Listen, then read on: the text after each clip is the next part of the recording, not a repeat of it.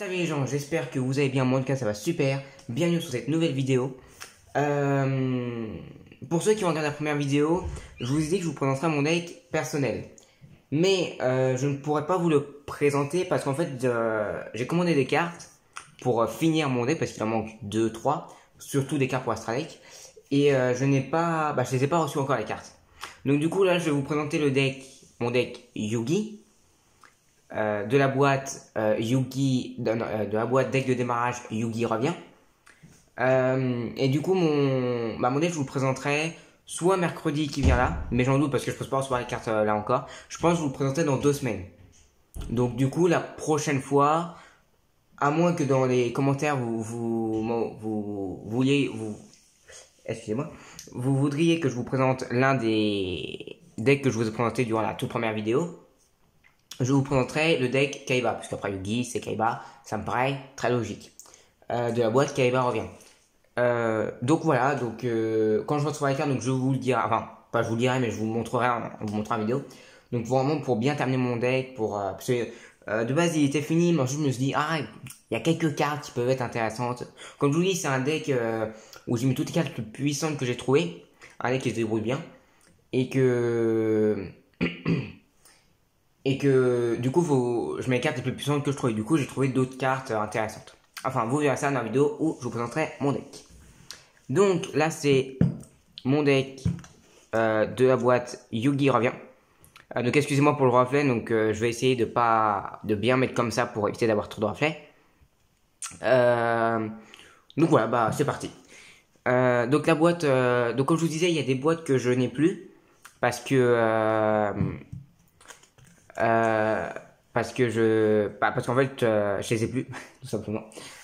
Parce qu'en fait à un moment donné en fait je faisais du tri dans mes affaires et à un moment donné en fait la boîte était un peu abîmée, un peu écrasée parce qu'en fait elle avait été rangée, mal rangée.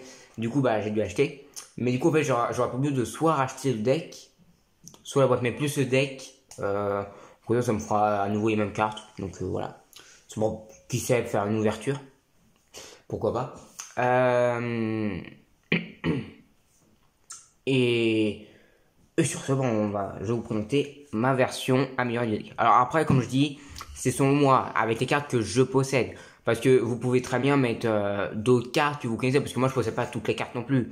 J'en possède pas mal, mais j'en possède pas non plus à l'infini. Donc, pour un deck Yugi, on commence avec l'une des cartes les plus connues, Kuriboh. Alors, dites-moi dans les commentaires si vous pensez qu'on dit Kuriboh ou Kuriboh. Ça j'ai jamais su si c'est Kuriboh ou Kuriboh. Donc, si vous pensez que c'est Kuriboh, vous me mettez entre parenthèses ou, et si c'est Kuriboh, entre parenthèses OH. Voilà. Alors, ce que je vais faire, c'est que je vais présenter chaque carte, même les cartes plus classiques. Parce que sait-on jamais, il y a des personnes qui peuvent très bien ne pas connaître les cartes. Donc, Kuriboh niveau 1, attribut ténèbres type démon, monstre à effet, 300 points d'attaque et 200 points de défense. Bon, au premier abord, c'est pas la carte la plus extra. Un effet qui est quand même pas mal. Durant le tour de votre adversaire, si vous recevez des dommages, vous pouvez défausser cette carte.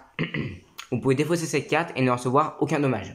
Et ceci est un effet rapide, ce qui veut dire que vous pouvez activer durant le tour de l'adversaire, ce qui est intéressant en soi. Ensuite, la deuxième carte est Marshmallow. Alors là, je mets un peu les cartes, c'est un peu les cartes Yugi de toute génération. Donc ça, vous voyez, c'est la carte, l'une des cartes que l'on voit durant la première saison. Comparé à ça, c'est une carte qu'on voit bien plus tard dans l'anime. Marshmallow, alors carte que je joue dans mon deck personnel, parce que c'est une carte très intéressante. Donc déjà, 300 points d'attaque et 500 points de défense. Au premier abord, c'est de très loin la meilleure des cartes. Mais, déjà pour commencer, alors l'effet... alors après calcul des dommages, si cette carte a été attaquée et qu'elle était face verso au début de la damage step, le joueur attaquant reçoit 1000 points de dommages. Donc ça veut dire que si la carte est comme ça et que ça attaque votre monstre, eh bien vous le retournez, là ça subit 1000 points de dommages. Et son effet qui est surtout intéressant, ne peut pas être détruit au combat. Donc c'est à dire qu'elle est comme ça, là ça vous attaque, là ça subit 1000 points de dommages et elle reste sur le terrain. Donc tranquille. Et si vous avez une carte comme Livre de la Lune, que je crois que j'ai là. Voilà, si vous avez le Livre de la Lune, vous pouvez faire un combo de la remettre face verso. Et du coup, là, ça, soit il vous la réattaque pas, soit il vous la réattaque. Ce qui peut être assez intéressant. Donc voilà, donc carte vraiment intéressante si vous voulez vraiment former un deck défensif. Donc voilà. Troisième carte, le vieux magicien vindicatif. Alors carte qui, je crois qu'il utilise dans l'animé une fois, mais je crois que c'est juste pour la défausser. Mais je crois que c'est juste pour ça. Donc effet flip, donc effet flip pour ceux qui ne sachent pas. Donc oui, j'explique un petit peu les, je monte un peu face verso, face recto, enfin pour ceux qui connaissent pas, pour ceux qui savent pas trop comment jouer. Donc flip en fait c'est quand on c'est comme ça et qu'il a retourné face recto. Là l'effet flip s'active. Alors Marshmallow c'est pas un effet flip parce qu'il y avait pas les effets flip, je crois pas qu'ils existaient, enfin je crois.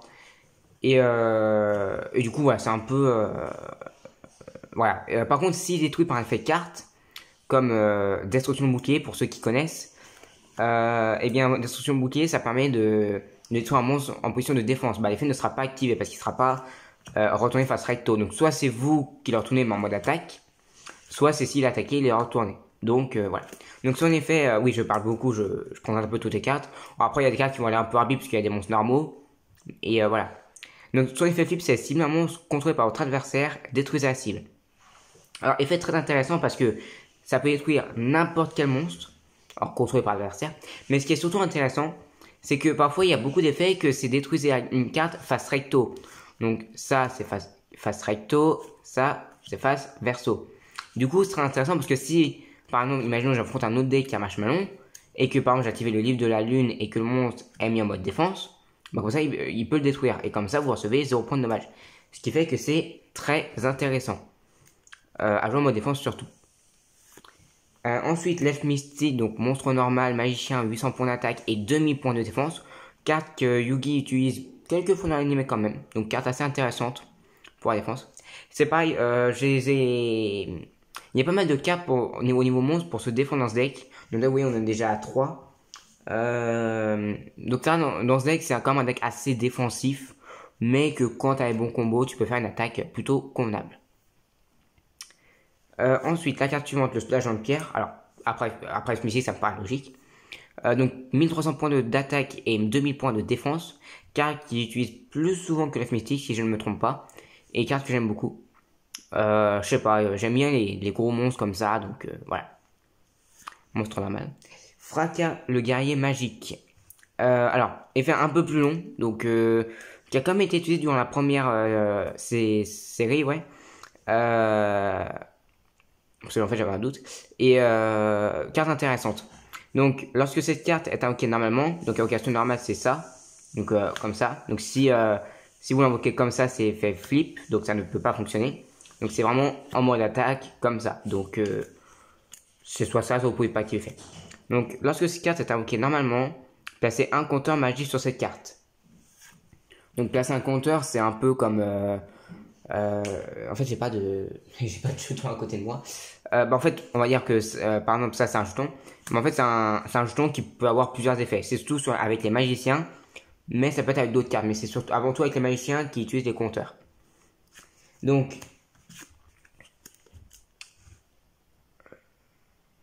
placer un compteur magique sur cette carte, maximum 1.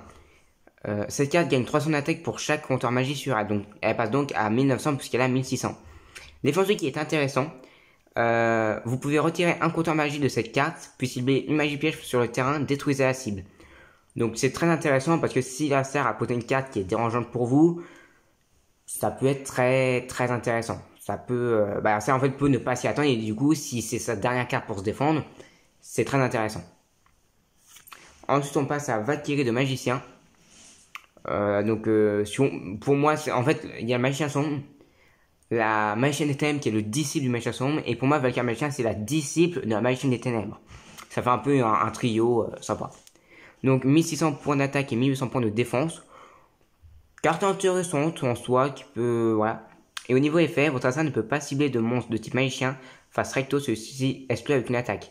Donc, c'est vrai que si vous jouez en mode défense, comme ça fait 1800 points de défense, qui en soi peut être intéressant. Et si vous avez des cartes d'équipement pour augmenter sa défense, ça peut être un bon combo. Ensuite, on passe à Néo, le Spassin Magique, niveau 4, 1700 points d'attaque et 1000 points de défense. Donc voilà, magicien, voilà. Sur mon fait, il n'y a pas grand chose à dire, sauf si c'est des monstres qui ont été beaucoup utilisés dans l'anime. Je crois qu'elle n'a jamais été utilisée par Yugi. Dans mon souvenir, non. Ensuite, double coston. Alors, carte très intéressante pour ceux qui veulent jouer à un deck ténèbres. Donc, 1700 points d'attaque et 1650 points de défense. Donc, cette carte peut être traitée comme 2 sacrifices pour l'invocation sacrifice d'un monstre ténèbres. Donc, ça veut dire que vous avez un monstre de niveau 8, ténèbres. Vous avez cette carte, vous pouvez sacrifier et boum, vous avez un monstre ténèbres de minimum niveau 7. Ce qui est intéressant, puisque dans ce deck, je pense que vous doutez, il y a la carte fétiche de Yugi. Ensuite, le magicien blanc... en fait, j'avais un doute que j'ai mis en 2 exemplaires. Le magicien blanc expérimenté en 1 exemplaire. Donc 1700 points d'attaque et 1900 points de défense. Donc un effet que j'utilise assez rarement parce qu'il est quand même assez dur. Donc en fait, à chaque fois qu'une carte magique est utilisée, il faut placer un compteur sur cette carte. Et quand elle a 3 compteurs, on peut la sacrifier et invoquer... Alors elle, c'est invoquer Buster Bladder depuis la main, le deck ou le cimetière. Donc c'est très intéressant. Mais c'est compliqué par rapport au fait qu'il faut activer les cartes magie. Alors après, ce qui est bien, c'est que si Acer utilise aussi une carte magie, l'effet est activé. Donc c'est très intéressant. Mais avoir 3 compteurs avant qu'elle soit détruite, c'est compliqué. Après, si vous avez une main que de magie et cette carte, ça peut être intéressant. Ensuite, Sombre Lame, donc monstre normal de 1800 et 1500 points. Intéressant. Là, on passe vraiment au monstre, j'ai envie de dire, pour l'attaque. Jusque-là, c'était quand même assez pour la défense. Après, les monstres de 1700, ça pour moi, ça peut être intéressant pour attaquer. Mais voilà, donc là, vraiment, 1800, c'est une bonne attaque pour vraiment infliger des dommages. Ensuite, on passe à Gemini F. 1900 points d'attaque et 900 points de défense. Une défense pas très élevée, mais une attaque vraiment pas mal, je trouve. Magicien aussi. Donc voilà. Et dedans, il y a une carte magie pour les monstres magiciens. Donc je vous montrerai, c'est très intéressant. Ensuite, on passe au magicien sombre expérimenté. Donc c'est un peu... en fait, c'est le frère, si on peut dire, du magicien blanc expérimenté. Donc en fait, l'attaque et la défense ont été échangées, comme vous voyez. Et la différence, c'est que l'effet du magicien sombre, c'est que lui, c'est exactement le même effet. 3 compteurs, sauf que lui, on peut sacrifier pour invoquer le magicien des ténèbres. Donc c'est intéressant aussi. Et techniquement, moi, je préfère lui parce qu'il a 1900 points et que moi, je suis plus sur l'attaque que la défense. Alors, il faut une défense dans un deck, ça c'est une obligation. Mais moi, c'est vrai que je préfère avoir une grosse attaque. Donc voilà. Ensuite, alors oui, donc en 2 exemplaires. Parce que comme je vous dis, c'est une carte que j'aime bien, une carte très puissante. Donc voilà, j'ai mis en 2 exemplaires. Ensuite, on passe aux cartes à sacrifice. Alors, juste petit point, pour ceux qui se demandent comment j'ai rangé, en fait, j'ai trié par puissance d'attaque. Et si, donc en fait, par exemple, en premier, j'avais mis Kurebu. Alors, en fait, là, ce que j'ai fait, c'est que j'ai regardé ensuite la défense. Et si vraiment l'attaque et la défense est pareil, bah là, c'est un peu au hasard que je mets, voilà. Donc, après, ça, c'est ma façon de ranger. Après, vous faites comme vous voulez. Donc, le mystérieux niveau 5. 2000 points d'attaque, 1200 points de défense. Son effet, on peut défausser une carte pour invoquer spécialement cette carte. Donc ce qui est bien, c'est que quand on invoque spécialement, c'est qu'à côté on peut réinvoquer un monstre. Ce qui fait que j'invoque cette carte, et tiens, là je peux direct réinvoquer cette carte à côté. Donc franchement, c'est une carte qui vraiment est assez intéressante. Si on veut faire soit des gros monstres rapidement, ou voilà. Ensuite, un deck Yugi, c'est avec Magicien des Ténèbres pour moi. Si vous me dites, oh j'ai fabriqué moi aussi un deck Yugi, excusez-moi, il y avait une saleté. J'ai fabriqué moi aussi un deck Yugi, mais il n'y a pas Magicien des Ténèbres. On peut le faire, mais ça fait un peu bizarre. Ensuite, le Spatien Silencieux level 5. Alors pour ceux qui ont vu, j'ai pas mis le Spatien Silencieux level 3. Pourquoi? Parce que son effet il est assez dur parce qu'il a que 1000 points d'attaque. Et il faut c'est vraiment à ton prochain tour durant ta standby phase que tu peux le sacrifier pour invoquer cette carte. Et moi je trouve ça compliqué parce que juste 1000 points d'attaque, si t'as aucune carte pour te défendre, c'est galère. Et je vous rassure, j'ai déjà essayé de le mettre, mais la plupart du temps il se faisait... Enfin, donc je me suis dit je vais l'enlever, parce que lui on peut l'invoquer sans problème, donc voilà. Donc ces cartes n'est pas affectée par des effets de magie de votre adversaire, donc peut être intéressant, c'est ça active un épée de révélation de lumière. Donc elle peut attaquer quand même. Et ensuite son effet ensuite c'est pour invoquer Spatien Silencieux level 7. Donc 2300 points d'attaque et 1000 points de défense pour 5 étoiles. Ensuite on passe au fameux crâne invoqué, carte mythique de l'animé. Un sacrifice niveau 6 pour 2500 points d'attaque et 1200 points de défense. Donc carte monstre normale, démon, que j'apprécie aussi beaucoup. Le fameux magicien des ténèbres. Alors, il y a marqué magicien sombre, comme vous voyez. Mais moi, je préfère dire magicien des ténèbres pour vraiment être comme dans l'animé. Et franchement, je comprends pas pourquoi ils ont mis magicien sombre ou magicien des ténèbres. Et je trouve ça dommage. Donc, carte qu'on ne présente plus, hein, mage suprême en termes d'attaque et de défense. 2500 points d'attaque et 2100 points de défense. 2 sacrifices niveau 7. Ensuite, on passe à Buster Blader. Niveau 7 aussi. Alors, si vous affrontez un deck Kaiba ou un deck Dragon, je vous conseille cette carte. Vous avez cette carte, vous réussissez à invoquer, l'adversaire est mal parti. Parce que 2600 points d'attaque et 2300 points de défense. Et cette carte gagne 500 points d'attaque pour chaque monstre de type dragon contrôlé par votre adversaire et dans son cimetière. Ce qui fait que c'est pas mal du tout. Donc ça veut dire que ça sert à 3 monstres de type dragon de son cimetière. Cette carte gagne 1500, ce qui fait qu'elle passe à 4100. Alors, carte aussi très intéressante contre les dragons blancs bleus et dragons ultimes. Pourquoi? Parce que elle a 2600. Et si elle sert contre un dragon blanc aux yeux bleus, cette carte gagne 500. Elle passe donc à 3100. Ce qui fait qu'un dragon blanc aux yeux bleus ne peut pas tuer cette carte. Et si elle sert un dragon ultime aux yeux bleus, il est obligé d'avoir les 3 dragons blancs aux yeux bleus dans son cimetière et le dragon ultime. Alors, à moins qu'il ait activé une carte pour bannir ces cartes dragon blanc. Mais sinon, voilà. Ce qui fait que cette carte gagnera 2000 et elle passerait à 4600. Donc, elle est toujours supérieure. Donc, si franchement vous affrontez un deck dragon blanc bleu, je vous la conseille. On passe aux cartes magie. Alors, polymérisation, parce que dedans, il y a une fusion. D'ailleurs, on va la mettre là. Donc, la fusion. Donc, vous vous demandez sûrement c'est laquelle. Donc, pour ceux qui ont regardé le deck, ceux qui s'y connaissent, je pense que vous pouvez, pourquoi pas, vous douter de quelle carte peut être intéressante. Enfin, fusion. La Monster Reborn, alors carte que pendant longtemps j'en avais 0 et du jour au lendemain j'en ai eu 3-4, donc j'étais très content. Donc, ciblez un monstre dans l'un des cimetières, invoquez-le spécialement. Donc, que ça soit dans le nôtre ou chez l'adversaire. Donc, carte surpuissante qui est bannie des duels, des tournois, je pense, tellement qu'elle est puissante. Après, je ne sais pas, je joue pas au tournoi, mais voilà. Le petit typhon d'espace mystique. Alors, pour info, il y a des 7 cartes et 7 cartes. Tous mes decks, en cas quasiment la contiennent. Parce que c'est vraiment ces deux cartes-là sont très puissantes. Et franchement, voilà, c'est des cartes c'est des cartes du style que je mets dans tous mes decks. Donc, Typhon d'espace mystique, pour ceux qui ne connaissent pas, typer une magie piège sur le terrain, détruisez la cible. Donc, carte intéressante, ça sert à une carte face cachée ou face recto. Ensuite, trou noir. Donc, c'est pareil, trou noir. Trou noir, je mets un petit peu moins dans mes decks.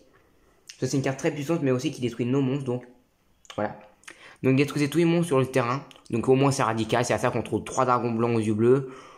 Et que vous contrôlez, je sais pas, un Kuribo. Bon, moins, là, ça détruit tous les monstres. Et si vous avez un monstre à la bonne, vous pouvez rappeler un monstre adverse ou l'un de vos monstres, ce qui est intéressant.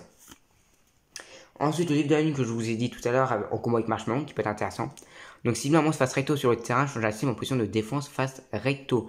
Carte qui peut être intéressante, en plus, c'est une carte magie rapide. Donc, ça peut être intéressant contre une carte que Acer vient d'invoquer. Si Acer fait un attaque direct, par exemple. Au fond, nos damnés. Alors, carte qui de base était dans le deck de Kaiba revient, mais que je préfère mettre dans le deck de Yugi, parce que Yugi n'avait pas de carte comme ça, et donc voilà. Donc si le monstre face recto sur le terrain, détruisez la cible, et aussi sauter aux prochaines draw phases. Alors ça, je suis pas trop fan, parce que sauter notre pioche, bah c'est un peu moyen si on a une main pas extra. Après, si on a une bonne main, il n'y a pas de problème. Mais ouais, c'est pas non plus la carte que je jouerais le plus. Et c'est pareil, mais jeu rapide, très intéressant, si ça vient d'invoquer par exemple Dragon Ultime au tube bleu. et que vous avez aucune carte pour vous défendre, c'est très intéressant. Équipement, Plongetif noir, donc carte aussi que j'aime beaucoup. Oui, alors il y a des, alors, en soi j'aime toutes les cartes, mais il y a des cartes que je préfère à d'autres parce que je sais pas, soit j'aime bien l'image, soit je sais pas. Donc tout le monde skippé gagne 500 points d'attaque. Bon, c'est pas le meilleur des cartes équipe là, c'est pas la meilleure des cartes équipement, mais intéressant quand même. Donc lorsque cette carte est envoyée, lorsque cette carte est envoyée depuis le terrain au cimetière, inflige 500 points de dommage à votre adversaire. Donc elle est équipée à un monstre, donc on va dire Géminief, donc elle passe à 2400. Et si elle est détruite, les deux cartes sont envoyées au cimetière. Et du coup, l'adversaire perd 500 points de vie, puisqu'elle a été envoyée au cimetière. Ce qui est très intéressant. La carte suivante est une carte magique qui pour moi est l'une des plus puissantes, en tout cas que je connais. Qui est la puissance du mage. Donc peut équiper un monstre. Le monstre équipé gagne 500 points d'attaque et de défense pour chaque carte magie piège que vous contrôlez. Donc c'est vrai que si vous avez cette carte et que vous avez on va dire ça de poser, le monstre gagne 500, 1000, 1500, 2000. Il gagne 2000 points d'attaque. Il peut en tout gagner jusqu'à 500 points d'attaque. Et si en même temps on active Plongetif noir, il gagne. Alors excusez-moi, par contre, on voit pas vraiment tout. Si vous avez tout ça et que ces deux cartes-là sont équipées au même monstre, le monstre équipé gagne 3000 points d'attaque. Donc si le monstre a 0 points d'attaque, il aura 3000. Donc c'est quand même intéressant. Après, il faut quand même avoir comment ça s'appelle, les cartes magie piège à poser. Mais comme je dis, c'est une des cartes vraiment les plus intéressantes du jeu si vraiment on veut augmenter la puissance d'un monstre. Et ça peut très vite augmenter. Ensuite, les agneaux égarés. Donc, pas invoquer spécialement 2 jetons à agneau. Donc, bête, terre, niveau 1, attaque, défense 0. En position de défense. Et vous ne pouvez pas invoquer d'autres monstres le tour où vous activez ces cartes. Mais vous pouvez poser. Ce qui est intéressant, c'est que si vous réussissez à les défendre ne serait-ce que durant un tour de l'adversaire, vous pouvez sacrifier les 2 jetons pour invoquer soit Buster Blader, soit Magicien Sombre dans ce deck. Donc, c'est assez intéressant. Et ça peut aussi permettre de se défendre. Donc, moins fort que Bouc émissaire de Joey. Parce que c'est pas une carte magique genre rapide et que ça vaut que 2 jetons. Mais c'est quand même très intéressant. Ensuite, fragment de cupidité. Alors, de base, moi je préférerais mettre pot de cupidité. Parce que le problème c'est que pot de cupidité est une carte qui coûte extrêmement cher. Et voilà. Et en attendant, c'est quand même une carte intéressante. Donc c'est une carte continue. Donc en fait, elle reste sur le terrain. Et durant 2 tours, lorsque vous piochez, vous placez un compteur sur elle. Quand elle a 2 compteurs, vous pouvez la sacrifier, l'envoyer au cimetière et piocher 2 cartes. Ce qui est un pot de cupidité lent. Le pot de cupidité du pauvre que j'appelle. Donc voilà. Donc par exemple, vous voyez fragment de cupidité. C'est un fragment du pot, tu vois. Vous voyez par exemple. Ensuite, les épées de révélation à lumière. Alors, carte pareil, extrêmement puissante. Que je mets assez rarement dans mes decks quand même. Parce que c'est une carte que j'ai pas en beaucoup d'exemplaires. Mais qui est très intéressante. Donc, carte très connue aussi. Qui bloque que pendant 3 tours, ça ne peut pas attaquer. Donc c'est très intéressant. Et lorsqu'elle est activée, c'est à des monstres face verso. Bah il peut, ils sont en tournant en mode attaque. Bon là c'est une carte magie, voilà. Mais ils sont en tournant en mode attaque. Donc ce qui fait que c'est très intéressant. Ensuite on a la dimension magique. Alors la carte que je parlais tout à l'heure avec les magiciens. Carte qui est très intéressante et que dans un deck magicien c'est obligé pour moi. Parce que c'est une carrément ultime presque. Et excuse-moi, je suis un petit peu enrhumé du nez. Donc du coup, je suis obligé de m'arrêter quelques secondes parfois. Donc en fait, son effet est très intéressant. Si vous contrôlez un monstre de type magicien, ciblez un monstre que vous contrôlez. Donc soit vous pouvez cibler le monstre magicien que vous contrôlez, soit sacrifier un autre monstre que vous contrôlez, qui est magicien ou pas. Mais il faut que vous contrôlez au moins un monstre magicien. Sacrifiez la cible, puis vous pouvez enquêter spécialement un monstre de type magicien depuis votre main. Puis vous pouvez détruire un monstre sur le terrain. Donc par exemple, si avec cette carte vous avez un monstre par exemple, on va dire cette carte et alors là c'est un de mes combos favoris en tout cas. Si par exemple vous venez de poser cette carte durant votre tour, après que vous l'ayez posée, vous pouvez la retourner, détruire un monstre adverse et ensuite vous activez la dimension magique. Ce qui fait que vous le sacrifiez, vous l'envoyez au cimetière et vous pouvez invoquer le Machination niveau de main. Alors, il n'y a pas que Machination, vous pouvez aussi invoquer n'importe quel autre monstre. Mais franchement, ça c'est en tout cas c'est un de mes combos favoris à faire. Parce que c'est vraiment un combo, si vous le faites, l'adversaire bah, il perd un monstre. Et vous, alors si vous avez de bons monstres, magiciens en tout cas, vous avez un très très gros avantage. Donc voilà, ça c'est tout pour les cartes magie. Maintenant on passe aux cartes pièges. Alors, trappe, donc carte assez classique. Lorsque votre adversaire invoque normalement ou par flip un monstre avec minimum 1000 d'attaque, ciblez le monstre, détruisez la cible. Donc carte assez basique. Alors le problème c'est que si ça invoque spécialement, vous ne pouvez pas activer cette carte. Donc c'est un petit peu moyen, mais à l'époque en tout cas ça devait être très puissant. Ensuite, gravité 0. Changez la position de combat de tous les monstres face recto sur le terrain. Carte intéressante, qui faisait si vous jouez cette carte contre un deck qui joue Marshmallow, bah, le monstre est en mode attaque. Et puisqu'il n'est pas détruit au combat, bah, vous pouvez attaquer autant de fois que vous voulez. Ce qui fait qu'il a 300 points d'attaque et ça subira beaucoup de dommages. Ce qui est très intéressant. Le cercle emboutant.